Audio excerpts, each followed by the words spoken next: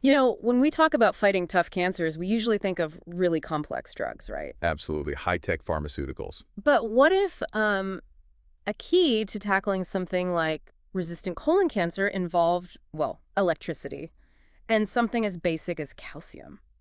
It does sound almost surprisingly simple on the surface. Okay, let's unpack this because, yeah, it sounds way too simple. Well, it's definitely unexpected, and there's some really fascinating work coming out of Poland from the Wroclaw Medical University. Ah, okay. Yeah, researchers there, Dr. Anna Susek, Dr. Nina Rymbiakowska, Professor Jolanta Sotsko, and Professor Julita Kulbaka.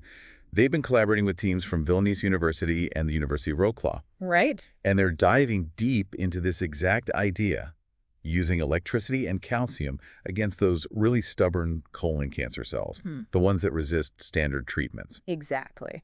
And that's really our mission for this deep dive today. We want to get to grips with, how does this actually work? Why is it promising? And of course, what are the big questions still out there? We're going to explore what their research has found. Okay, so the core concept, the main idea, is called calcium electroporation, or KP for short. KP. Got it. Basically, you use these very short electrical pulses.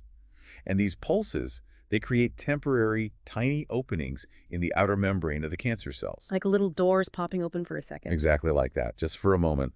And this allows calcium, which is usually kept at low levels inside the cell, to suddenly flood in. Right, a big rush of calcium. And, this KP, it's not completely brand new, is it? I think I've heard of it gaining some traction. That's right. It's definitely gaining recognition. It's being looked at as a standalone therapy, especially in places like Denmark and Germany. Uh-huh. Dr. Zoik actually saw this firsthand during her work there. It's becoming a thing. Interesting.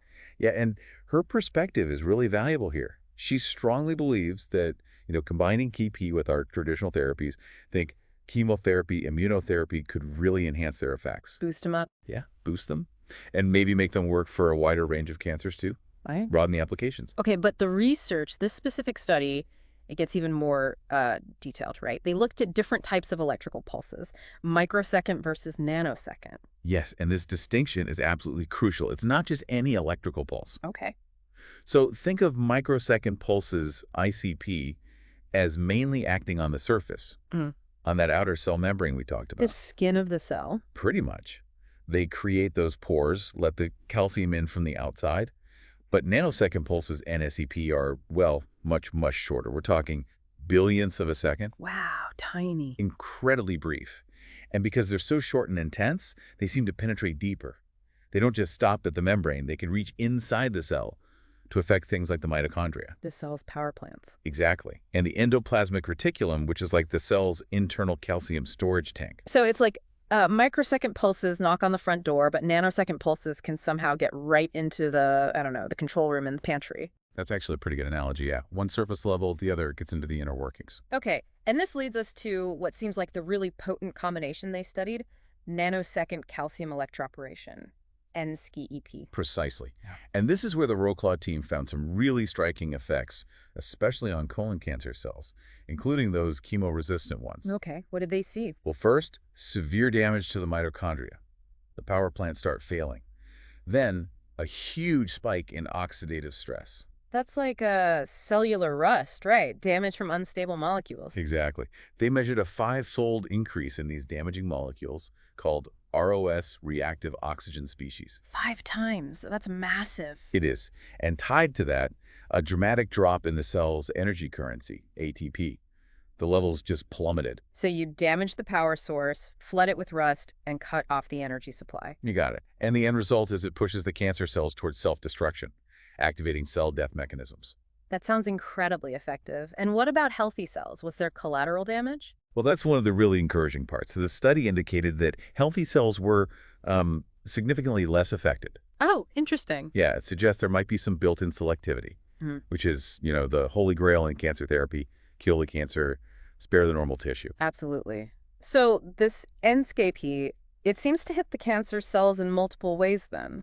It really does. The researchers sort of describe it as a three-pronged attack. Okay, a 3-pronged attack. Let's break that down. What's prong number 1? Prong 1 is the direct destruction we've just talked about, overwhelming the cells with calcium, damaging mitochondria, causing that energy crisis and oxidative stress. Just boom, direct hit. Right, killing them directly. What's prong 2? RUNC2 seems to involve weakening what are called cancer stem cells, or CSCs. Ah, the really nasty ones that cause recurrence and resist treatment. Exactly, those are notoriously hard to eliminate. Now, the Wroclaw team noticed something interesting. Using the nanosecond pulses alone, the N-SCEP without added calcium, actually led to a reduction in a marker called CD133. And CD133 is found on these stem cells. Yes, it's commonly used to identify them. So the electricity itself, even without the calcium overload, seemed to be having some negative effect on these CSCs. Okay, so direct kill, weaken the stem cells. What's the third prong?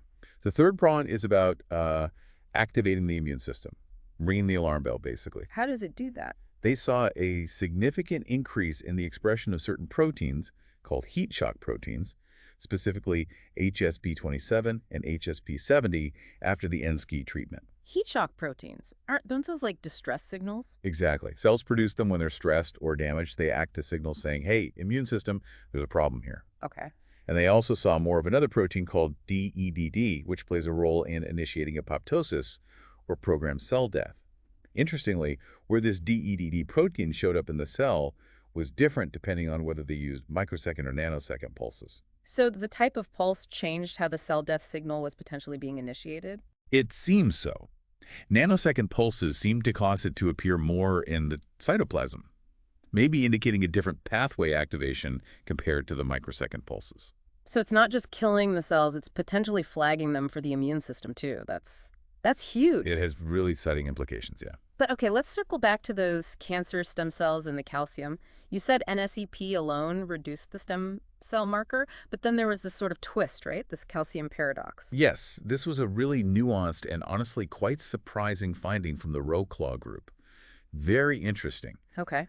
So while N-SCEP on its own seemed to knock down that CD133 marker, suggesting it was hitting the stem cells, when they added the calcium back in doing the full CD133P, the expression of CD133 seemed to be maintained.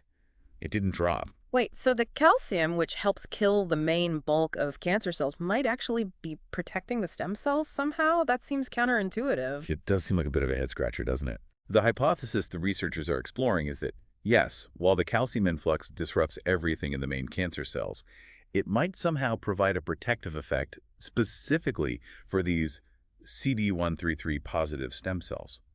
How? Well, they speculate it could be related to how calcium interacts with the mitochondria in those specific cells. Maybe it helps them manage the oxidative stress better, kind of preserving their stemness, their identity as stem cells, even amidst the chaos. Huh. So calcium acts like a double agent almost.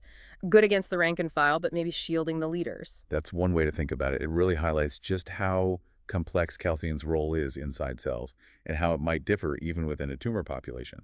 Definitely needs more investigation. Absolutely. And speaking of more investigation, this study, like many foundational ones, was done in vitro, right? On cells in lab dishes. That's correct. These were cell line studies, very important for understanding mechanisms, but, a dish isn't a person. Or even a mouse. So what are the next steps to see if this could actually work in a living system, potentially helping patients? Right. The crucial next steps involve moving to in vivo studies. That means testing this N-SCEP approach in animal models, often mice, that have human colon tumors. To see if it works in a more complex setting. Exactly. See how it affects the tumor growth, if there are side effects, how the immune system of the whole animal responds. And if those results are promising, then the path leads towards carefully designed pilot clinical trials in humans. And it sounds like the Wroclaw team is already moving down that path, not just theoretically. You mentioned collaborations. Yes, they seem very focused on translation. They're collaborating with veterinarians, which is often Yeah. a bridge towards human applications. Yep. And significantly, they have actually used calcium electroporation. Maybe not the nanosecond version specifically in this case, but the general KPP approach following established ESOP standards. ASOP. European Standard Operating Procedures for Electroporation, kind of the established guidelines. Got it. They've used that to treat patients with pancreatic cancer. This was part of a project funded by the Polish Medical Research Agency, and importantly, it's registered on clinicaltrials.gov. Ah, so it's a registered official clinical study. Precisely. That's a big step.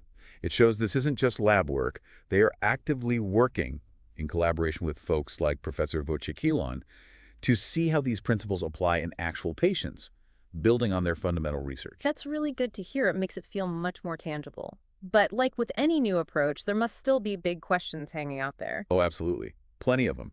The Wroclaw group and others are working hard on these. Like what?